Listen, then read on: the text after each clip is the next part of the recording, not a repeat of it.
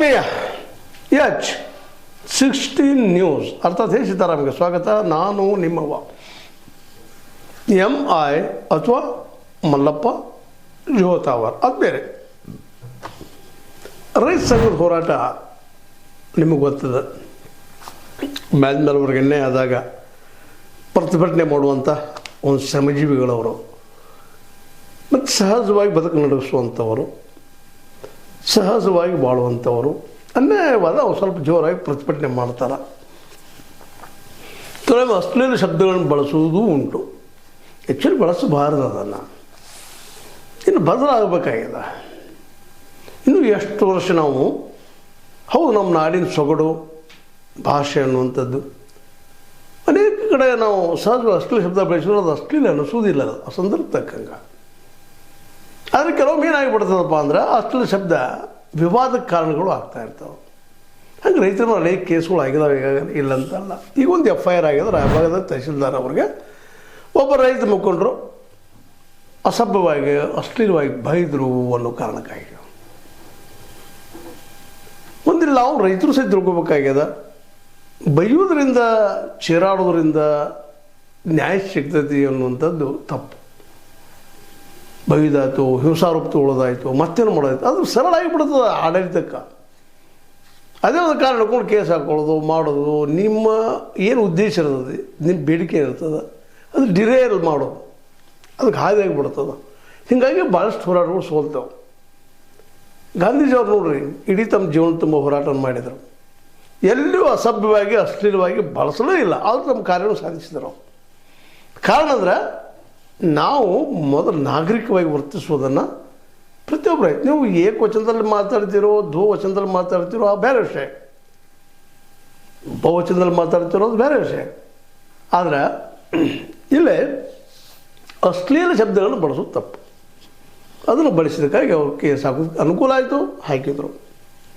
ಆನಂತರ ನಮ್ಮ ರೈತ ಸಂಘಟನೆಯ ವಿಶೇಷವಾಗಿ ನಮ್ಮ ಚುನಪ್ಪ ಪೂಜಾರವರು ಇಲ್ಲ ಅಸಭ್ಯ ಶಬ್ದ ಬಳಸಿದ್ದಕ್ಕೆ ವಿಷಾದದ ರೀ, ದಯವಿಟ್ಟು ಇಂತ ಕೊಡ್ರಿ, FIR ಬ್ಯಾಡ್ರಿ ಅಂತ ಹೇಳಿದ್ದಾರೆ ಅಂತ ಕಾಣ್ತದೆ.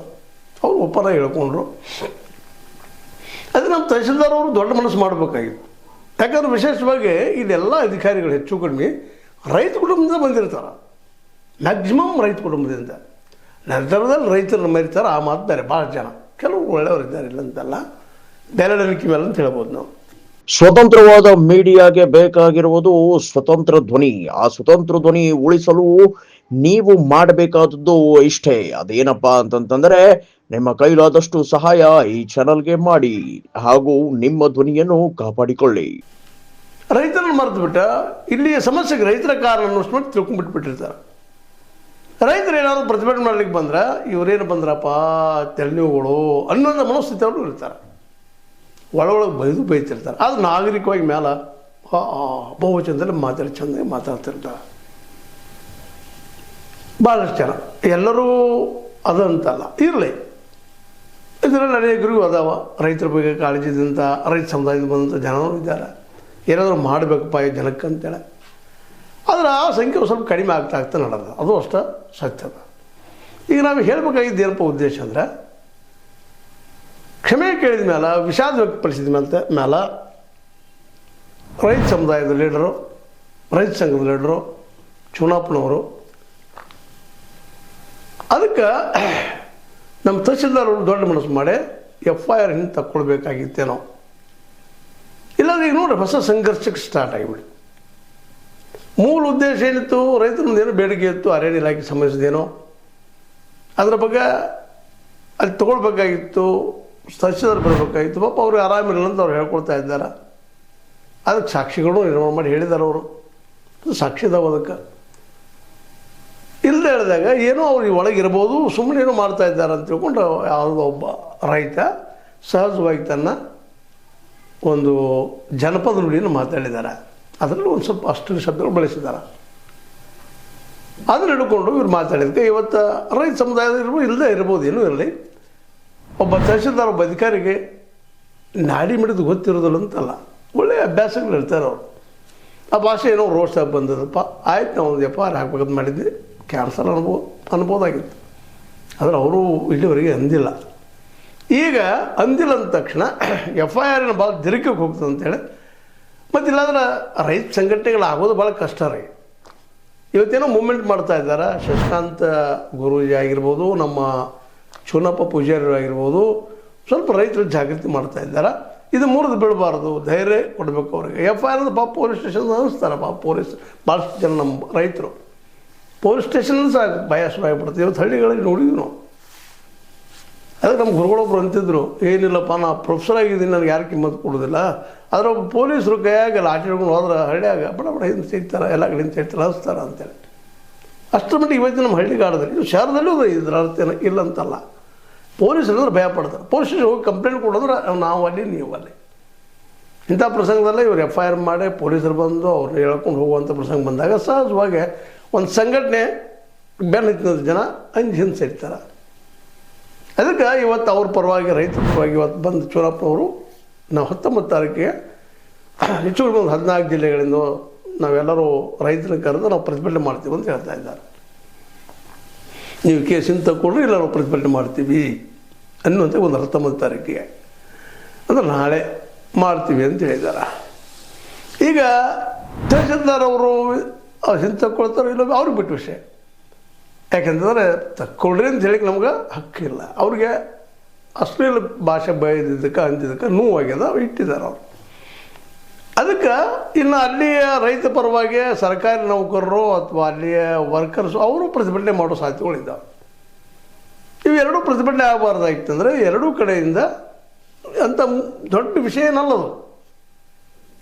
ಈಗಾಗಲೇ ಚೂರಪ್ಪನವರು ನಾವು ವಿಷಾದ ವ್ಯಕ್ತಪಡಿಸಿವಿ ಹಿಂದೆ ತಕ್ಕೊಡ್ರಿ ಅಂತ ಅವ್ರು ಮಾತಾಡಿದ್ದಕ್ಕಾಗೆ ಅದಕ್ಕೆ 2 ಹಾಯ್ದಿದ್ದಾವೆ. ಈಗ ತಹಶೀಲ್ದಾರ್ ಒಂದು ತಾವು ಸದಾ ಪ್ರತಿಭಟನೆ ಮಾಡಲಿಕ್ಕೆ ಶುರು ಮಾಡೋದು, ಇಲ್ಲ ಆದರೆ ಆಯ್ತಪ್ಪ ಅಂತೇಳಿ ಓಪನ್ ಆಗಿ ಬಂದ ಆಯಿತು ಅಂತ ಶಬ್ದ ಬಳಸಬೇಡ್ರಿ, ಬೇಡಿಕೆ ಹೇಳದವ ನಾವು ತಿಳಿಸ್ತೀವಿ, ನಮ್ಮ ನೀಗಿರಿ ನಾವು ಮಾಡ್ತೀವಿ, ಇಲ್ಲ ಗೌರ್ಮೆಂಟ್ಗೆ ತಿಳಿಸ್ತೀವಿ ಅಂತೇಳಿ ಬಿಟ್ಟರೆ ಮುಗಿದೋಗ್ಬಿಡ್ತದೆ. ಇದು ಸಂಘರ್ಷ ತಪ್ತದೆ.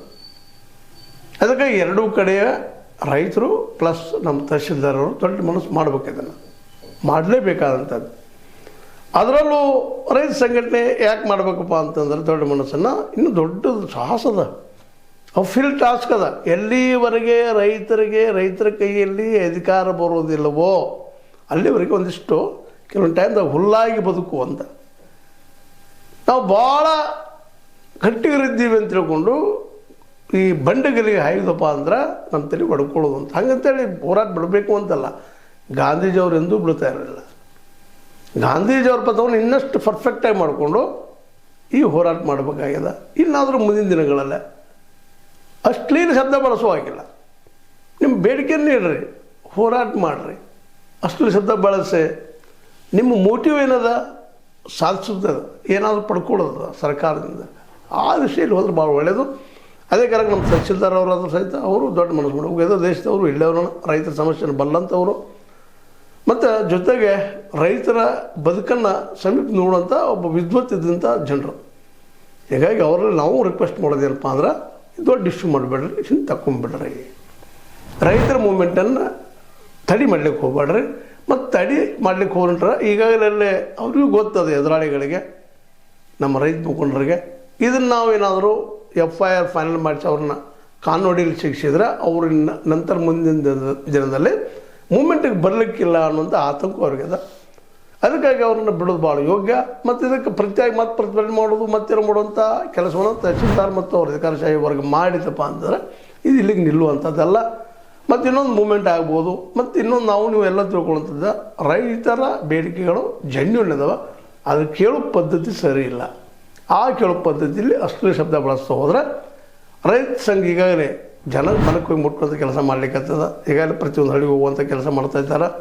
ಆ ದಿಶೆಯಲ್ಲಿ ಪ್ರತಿಯೊಬ್ಬ ರೈತನು ಎಬ್ಬಿಸಬೇಕಾಗಿದೆ. ಯಾಕೆಂದರೆ ಮಾರ್ಕೆಟ್ಸ್ಗಳು ನಮ್ಮ ಮೇಲೆ ಹೇಳುವಂಥದ್ದು ವಿಷಯ, ಎಲ್ಲಿವರೆಗೆ ಮಾರ್ಕೆಟ್ ನಮ್ಗೆ ಸಿಗೋದಿಲ್ವೋ ಅಲ್ಲಿವರೆಗೆ ರೈತನ ಉದ್ಧಾರ ಇಲ್ಲ.